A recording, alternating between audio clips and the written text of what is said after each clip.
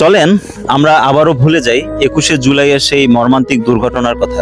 ওই যে দূরে তুরাগ নদী দেখতে পাচ্ছি, ঠিক তার একটু পরেই মাইলস্টোন স্কুল অ্যান্ড কলেজ। অনেকগুলো কোমলমতি শিশুর প্রাণহানি, অনেক টিচারের প্রাণহানি, অনেক অভিভাবকদের প্রাণহানি হয়েছে।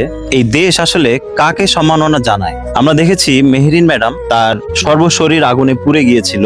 সে যখন বার্ন ইউনিটে মৃত্যু যন্ত্রণায় ছটফট করছিল, তখন তার হাজবেন্ড তাকে জিজ্ঞেস করেছিল, তুমি তো আমাদের সন্তান দুটোকেও এতিম করে দিলে। ম্যাডাম একটি কথাই বলেছিলেন, যারা আগুনে আটকা পড়েছিল ক্লাসরুমের মধ্যে, ওরাও তো আমাদের সন্তান, তাই ওদেরকে মৃত্যু মুখে ফেলে আমি তো সেখান থেকে আসতে পারিনি। বিনিময়ে মেহরিন ম্যাডাম কি পেয়েছে? তার গ্রামের বাড়ি নীলফামারীতে তার দাফন হয়েছে। কোনো ধরনের রাষ্ট্রীয় সম্মাননা তাকে জানানো হয়নি। কেন?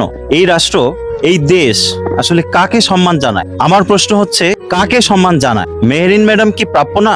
নিজের জীবন বাজি রেখে সন্তান তুল্য এতগুলো স্টুডেন্টকে সে মৃত্যু মুখ থেকে বাঁচিয়ে নিয়ে এসেছে। বিনিময়ে সে তার নিজের জীবনকে উৎসর্গ করে দিয়েছে।